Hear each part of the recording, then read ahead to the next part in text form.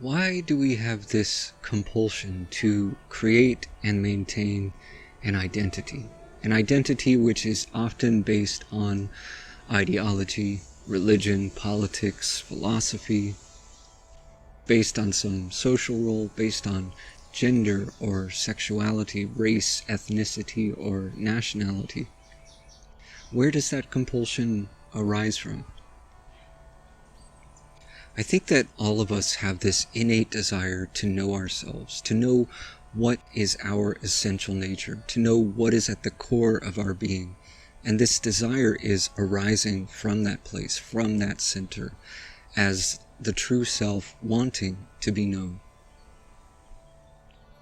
Now, for some people, this is very clear. We're well aware of that yearning, and we consciously take up the task of seeking to discover our true nature. And we call that search spirituality. That's really what spirituality is about, seeking to uncover what is real, seeking to know yourself as you truly are, to know what is the essence of our being. But for most people, this yearning is so deep down, buried beneath so much clutter, that we're not aware of it. It's not clear to us. It's something that calls to us faintly, as if from a great distance, and it calls to us so faintly that we can't quite make out what it is. We can't quite make out what it's asking of us through all the noise of the mind. So there's this subtle sense of not knowing who we are and yet wanting to know, but not knowing how to find out. And in order to try and satisfy that yearning, we create identities for ourselves based on superficial things or on trivial things, based on things which are really secondary to who we are. But it does provide us some false sense of knowing who you are. When you can call yourself a Christian or a Hindu or a Democrat or a Republican or an atheist or whatever it happens to be, whatever label we take upon ourselves and say, this is me, this is who I am, this is what defines me. And so it becomes a convenient substitute for knowing yourself. It gives you some relief from that yearning. It puts your mind at ease. It helps you to feel a bit more relaxed, so long as no one challenges your identity. But of course, our identity is challenged all the time, especially an identity based on some belief, because if that belief is challenged, that's a threat to our identity.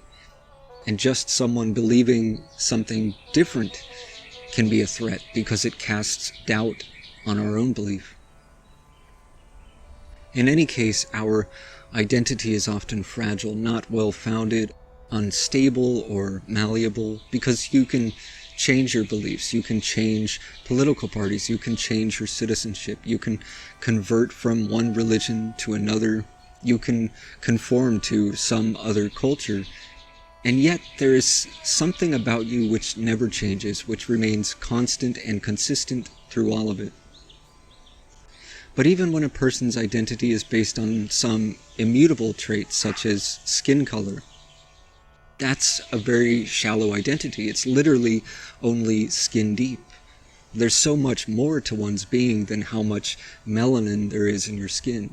And to make that central to one's identity is ludicrous. You might as well base your identity on whether you're right or left-handed, because it's so trivial and meaningless.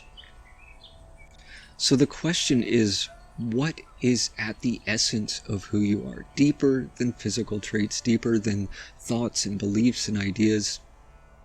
Who is it that holds those beliefs and ideas? Who is it that resides in that body? Who is it beneath all of that?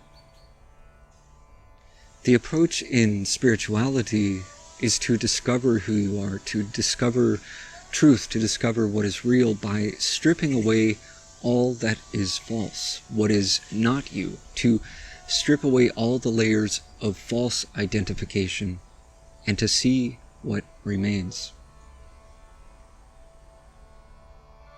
To find out who you are is to first find out who you are not. So you begin by looking at all the ways that you've come to identify, and you ask yourself, is this who I really am? Is this really what makes me me? Or is this something which is secondary, something added, something imposed? For some people, the place to start is just to look at this compulsion to identify and to see where it's arising from, to be willing to explore that underlying yearning, and not to be so quick to try and satiate it or to cover it over with some superficial identity, but to go deeper into oneself, to follow it down into the depths, and to get to the very heart of it,